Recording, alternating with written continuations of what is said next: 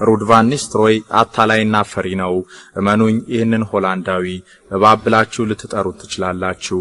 ጥሎብኝ ማንቸስተር ዩናይትድን አልወድም። ፈልገውኝ ያውቃሉ፣ ግን በዛ ክለብ ባለመጫወቴ እኮራለሁ። ደጋፊዎችን ግን አከብራለሁ።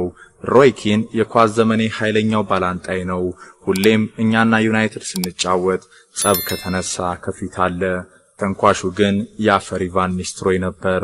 ለአርሰናል ሜዳስ ካለው ሕይወቴን ብሰጥም ክለቡ ግን ተጠቀመብኝና እንደ ተራቅ አውጥቶ ጣለኝ። ዴቪድ ዴን ከመወደው ቤት አባረረኝ። አርሰናልን ልለቅ ነው ስል ለቤርካምፕ ነገርኩት። ተናደደ። ለቬንገር ደውልለት አለ። ደወልኩ። ቬንገር ጓደኛው ዴንን የሚከላከል ሐሳብ ሰጠኝ። ስለማከብረው በትትና መስግኜ ስልኩን ዘጋው። ያኔ በእግር ኳስ ውለታ የሚባል ነገር እንደሌለ ተረዳው። ስፖርትን ከመጽሐፍ በትሪቡን ፓትሪክ ቪዬራ ካይረሴው የመድፈኞቹ አምበል ግለ ታሪክ መጽሐፍ የተወሰደ። አስታውሳለሁ ለአርሰናል ስፈርም ቀድሞ ያናገረኝ ቶኒ አዳምስ ነበር። ሃይፓት እንኳን ወደ መድፈኞቹ በደህና መጣ። ስሜ ቶኒ አዳምስ ይባላል። የአዲሱ ቡርና አምበል ነኝ። በዚህ ላይ ደግሞ ቆንጆ የአልኮል ሱሰኛ ነኝ ያለኝ። ደነገጥኩ። ገና አርሰናል ፊርማዬን ካኖርኩ 1 ሳምንት እንኳን አልሞላም ነበር። በዛ ላይ የቋንቋ ችግርም ነበረብኝ። ቶኒ አዳምስ ሁሉንም ተጫዋቾች ሰብስቦ መናገሩን ቀጥሏል። አንዳንዶች ጥልቅ ሐዘን ላይ ናቸው። ይሄ ሰው ምን ሆኖ ነው አልኩ። ጠንካራ ተከላካይ እንደሆነ አውቃለሁ። አዳምስ ኑዛዜውን ቀጥሏል።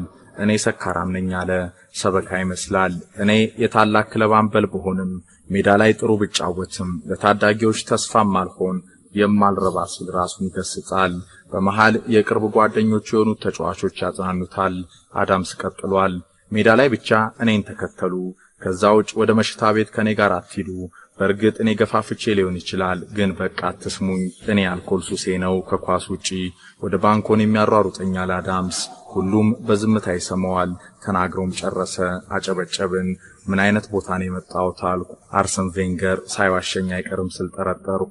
ኋላ ላይ ግን አርሰናል ከፈረንሳይ ለመጡ ተጫዋቾች የማርሲያል ልዩ ቦታ መሆኑን ተረዳው ይላል ፓትሪክ ቪዬራ በመጽሐፉ። ይቀጥልናም ቬንገር ታላቅ አሰልጣኝ ነው።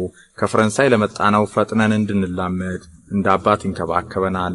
አርሰናል እኔ እንደደረስኩ አይዞህ ፓት፣ በክለባችን ብዙ ጥሩ ነገሮች አሉ፣ ሁሉም ነገር ግን መልካም አይደለም።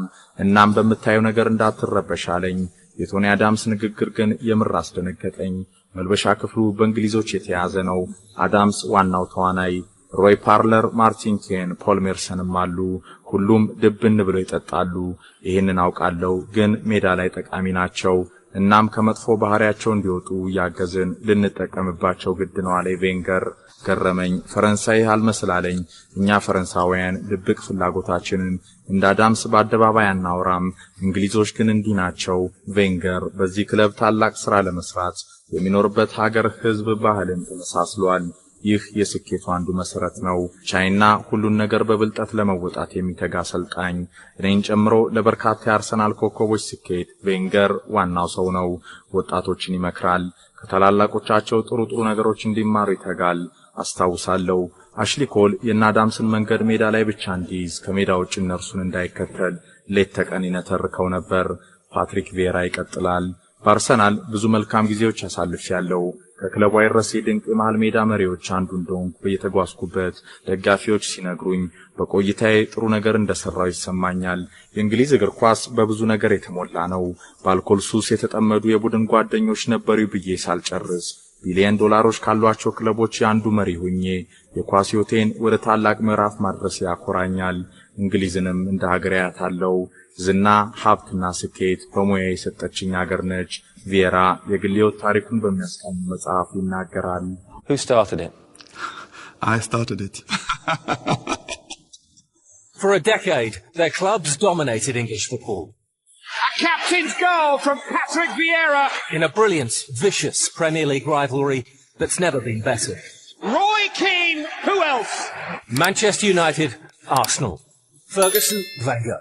Treble winners, Invincibles. They're the best teams in England and they really do not get on. And at the centre of it, setting the tone, doing whatever it took, an Irishman and a Frenchman. It's all starting to overheat. Keane, Vieira. ሮይ ኪን ዋና ባላንጣዬ ነው። እንደ ማንቸስተር ዩናይትድ ደግሞ ምጠላው ክለብ የለም። አንዳንዴ ስኬታቸው ያስቀናኛል። ከዛ ክለብ ስንጫወት ሁሉ ነገር ይከራል። እኔም ራሴን ወደ ጦር ሜዳ እንደሚጓዝ ሰው አዘጋጃለሁ። አሸንፈናቸው እናውቃለን። ይህ የኳስ ባህሪ ነው። ዩናይትድን ሳስብ ግን ሁሌም የሚያበሳጨኝ አንድ ተጫዋች አለ። ሩድ ቫን ኒስትሮይ አልረሳውም። እንዴት አድርጎ በቀይ እንዳስወጣኝ። ፈሪና አታላይ ነው። የኳስ ችሎታውን አልጠራጠርም። ድንቅ ጨራሽ ነው፣ ግን ቲያትረኛ። እርሱ እንደ ሮይ ኪን፣ ዋይኒ ሩኒ፣ ፖል ስኮልስ ወይም ጊግስ እውነተኛ ሰው አይደለም። ለምሳሌ ስኮልስ የቻለውን ያህል ለቡድኑ ይታገላል። ያልተገባ ጨዋታም ሊጫወት ይችላል። ነገር ግን አያጭበረብርም፣ አይነጫነጭም። ለሰራው ስራ ተገቢውን ክፍያ ሲያገኝም በዝምታ መሄድ ተጫዋች ነው። ቫን ኒስትሮይ ግን በፍጹም 90 ደቂቃ ሲያወራ፣ ሲያጭበረብር፣ ሲነጫነጭ ሊውል ይችላል። አስታውሳለሁ መስከረም 2003 ኦልድ ትራፎርድ በነፃ ሜዳ ዘሎ ወጣብኝ። እንደ ልማዱ ሊተነኩሰኝ መሆኑ ታወቀኝ፣ ግን አናደደኝ። ደሜ ፈላ። እግሬን ሰነዘርኩ። አንድ ነገር እንደመጣበት ተስፈነጠረ። እኔንም ዳኛውንም አታለለ። በቀይ ወጣው። አበርኩ። ጨዋታው እንዳለቀ መልበሻ ክፍሉ በነገር ጦዘ። ሮይ ኪን ፊት አውራሪ ነበር። ተንኳሹ ቫን ኒስትሮይ ግን እሳቱን አቀጣጥሎ ከዓይን ጠፍቷል። ለዚህ ነው አታላይና ፍሬ የሚለው ይላል ቪዬራ በሕይወት ታሪክ መጽሐፉ። ይቀጥልናም አርሰናል ከማንቸስተር ዩናይትድ ሲጫወቱ ሁሌም ፍትህ የኛ አትመስለኝም ነበር። 49 ጨዋታ ሳንዚ አንቶኒዮ ሬስን ቀጠቀጡት። ፈርዲናንድ ቦክሱላ ጀምሮ ነበር። የኔቭል ወንድማማቾች ኳስ ለመጫወት ሜዳ አልገቡም። ሩኒ ሌላው ጸባጫሪ አውቆ ወደቀ። ዳኛው ፔናልቲ ሰጡት። እዚህ እደግማለሁ ካልክ እግርህን እሰብርልሃለሁ አልኩት። ድንገት ሮይ ኪን እንዳንበሳ ዘሎ መሃላችን ገባ። ለምን ወንድ ከሆንክ ከኔ አትጀምርም አለኝ። የዚህ ቡድን አምበል እኔ ነኝ ሲልም ቀጠለ። ኪን ቅንና ደፋር ሰው ነው። አንድ አይነት ባህሪ ያለን። የቫን ኒስትሮይ ግን ተቃራኒ። ቪዬራ ይቀጥላል። ማንቸስተር ዩናይትድ በተጫዋችነት ዘመኔ ፈልጎኛ ቃል እንድጫወትለት፣ እኔ ግን ወደዛ ባለማቅናቴ ደስተኛ ነኝ። ጥሎብኝ አልወዳቸውም። ደጋፊዎችን ግን አከብራለሁ። ለአርሰናል ሜዳ እስካለው ሕይወቴን ብሰጥም ክለቡ ግን ተጠቀመብኝና እንደ ተራቅ አውጥቶ ጣለኝ። ዴቪድ ዴን ያስወጣኝ። ቬንገር ደግሞ የሊቀመንበሩ ጓደኛ ነው። ተበሳጨው።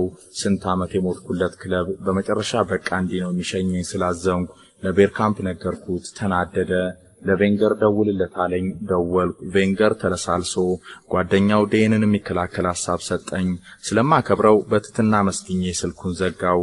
ጊዜ ጠብቀው ውለታዬን ዘንግተው ወደ ጁቬንቱስ አሻገሩኝ። አርሰናልን ሁሌም በወደውም አወጣጤ ልክ ለክለቡ ምንም እንዳልሰራ ተጫዋች ነበር። ያኔ ነው እግር ኳስ ከሃዲ መሆኑ የገባኝ።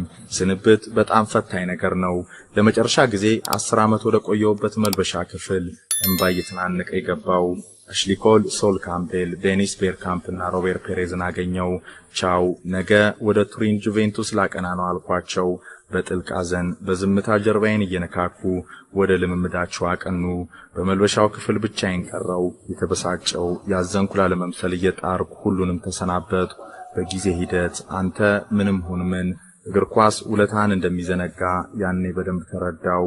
ፓትሪክ ቪዬራ ስፖርትን ከመጽሐፍ በትሪቡን በፈረንጆቹ 2005 ካሳተመው የግል ታሪክ መጽሐፉ የተወሰደ